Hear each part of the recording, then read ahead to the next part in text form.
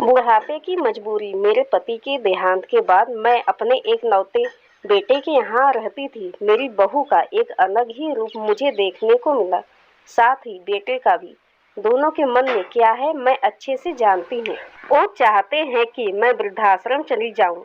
उनके जाने के बाद मुझे यह सब देखना और सुनना पड़ेगा, इसका मुझे अंदाजा भी नहीं था। पर मैं मन मारकर अपने बेटे और बहू की बातें सुनकर भी यहाँ रहती हूँ, क्योंकि मुझे मेरे पोते और पोती दिखाई देते हैं।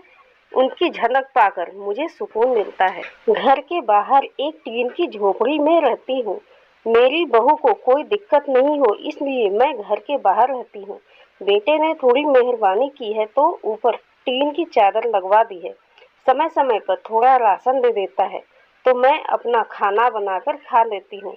मैंने अपने बेटे को कह दिया है कि मेरी वजह से उन दोनों को कोई प्रॉब्लम नहीं होगी। बस मुझे यही रहने दे, इसी घर में मुझे मर जाने दे।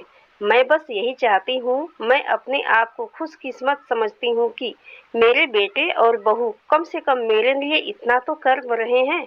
मेरा बेटा सुबह 9 बजे नौकरी जाता है और बच्चे भी उसी समय स्कूल जाते हैं। फिर शाम को 6 बजे मेरा बेटा वापस आया। बच्चे 3 बजे आते हैं।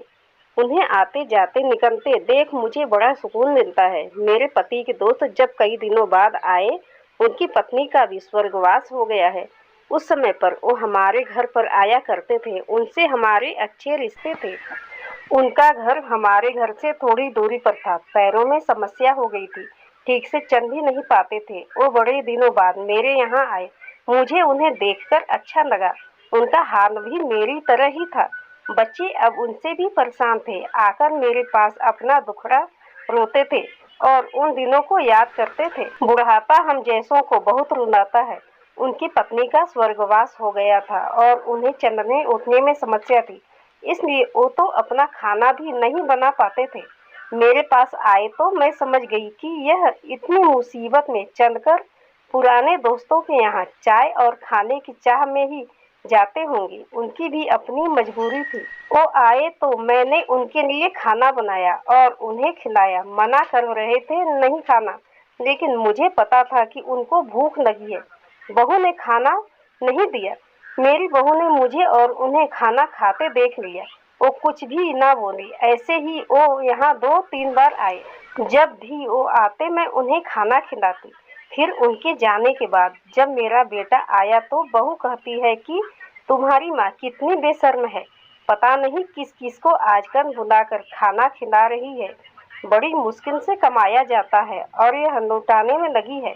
इनका राशन बंद करो, कुछ दिन भूखी रहेगी तो अक्ल ठिकाने आएगी। मैंने कहा कि मैं अपने हिस्से का उन्हें खिलाती हूँ।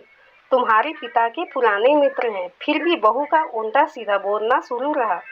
घर के बाहर रहकर इनको आज़ादी मिल गई है, पता नहीं क्या क्या करती हैं। बेटा भी बोला कि कुछ दिन भूखा ही रहने दो इन्हें। मुझे मेरे बेटे ने घर के पीछे सीढ़ी के पास ले जाकर बिठा दिया। कहा कि अब यहीं बैठो। मेरे तो अब आंसू भी सूख गए थे। अगले दिन मुझे खाना नहीं मिला। मेरे टीन के उस छोटे से कमरे को बहू ने तोड़ दिया। तब मुझे लगा कि अब मैं गलत कर रही हूँ। एक दिन पूरा भूखा रहने के बाद मैंने सोचा कि मुझे अब अपने बेटे के यहाँ नहीं रहना चाहिए और शायद गलती भी मेरी ही है। मेरी ही परवरिश में कोई कमी रही है, तभी तो यह फल मिला मुझे। अगली सुबह मैंने अपने बेटे को कहा कि मुझे वृद्धाश्रम छोड़ आ। अब मैं तुम दोनों को ज्यादा परेशान नहीं करना चाहती।